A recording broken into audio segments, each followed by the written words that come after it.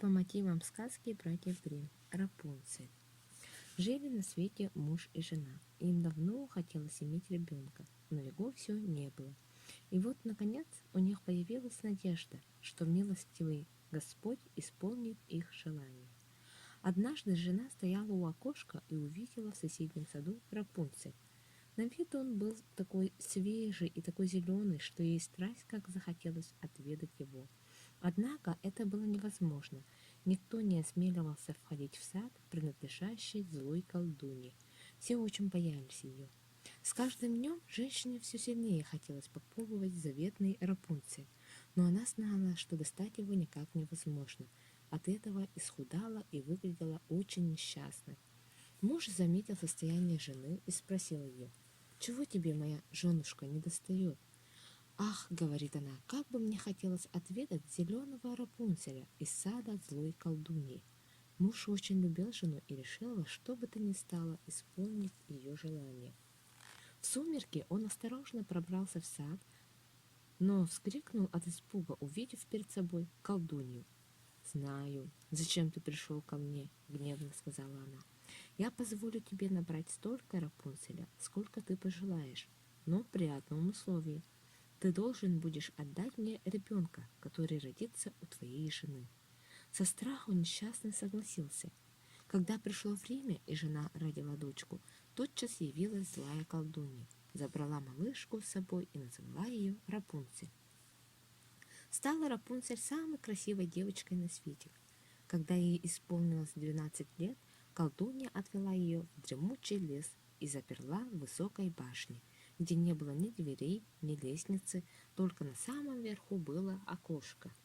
Когда колдунья хотела забраться на башню, она остановилась внизу и кричала: «Милая Рапунцель, приснись, спусти свои чудесные косоньки вниз».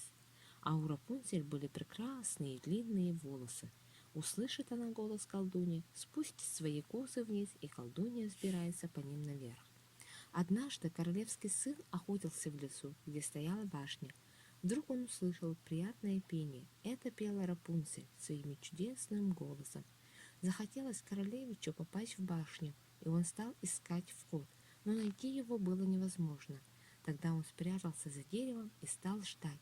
Через некоторое время к башне пришла колдунья.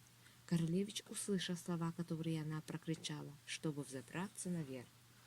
Когда начало смеркаться, королевич подошел к башне и повторил слова колдуньи.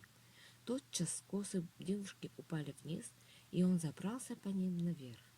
Рапунцель, увидев незнакомого человека, сначала сильно испугалась, но королевич ласково заговорил с ней. К тому же он был такой молодой и красивый, что девушка очень скоро перестала бояться его. Молодые решили, что всякий раз, когда королевичу будет навещать Рапунцель, он будет брать с собой кусок шелка. Из него девушка сплетет лесенку, по которой спустится вниз. Королевич каждый вечер навещал Рапунцель, а злая колдунья ничего не замечала. Но однажды девушка, замечтавшись, спросила старуху: «А почему тебя тяжелее поднимать, чем королевича?» «Я считала, что скрыла тебя ото всех, а ты меня все-таки обманула», — гневно прокричала колдунья. Старуха была безжалостна. В ярости она отрезала прекрасные волосы Рапунцель и завела ее в глухую чащу, чтобы девушка до конца своих дней жила там в нищете и горе. Сама колдунья тут же вернулась в башню. Она привязала отрезанные косы к оконному крючку и стала ждать. Когда королевич пришел и позвал Рапунцель, старуха спустила волосы вниз. Он забрался наверх, но не нашел там своей возлюбленной, а увидел злую колдунью. Королевич был вне себя от горя. Он понял, что больше никогда не увидит Рапунцель. В отчаянии он выпрыгнул из башни. К счастью, юноша остался жив, но колючие шипы кустарника, на которые он упал, выкололи ему глаза. С тех пор королевич бродил слепой по лесу. Так блуждал он несколько лет и, наконец, зашел в густую чащу, где жила несчастная Рапунцель. Вдруг королевич услышал знакомый милый голос. Это Рапунцель пела грустную песню об утраченной любви. Но тут она увидела своего возлюбленного, бросилась к нему в объятия и горько заплакала. Упали две слезинки на его глаза, и он тотчас прозрел и стал видеть, как прежде. Королевич привел Рапунцель в свое королевство, и жили с тех пор влюбленные долго и счастливо.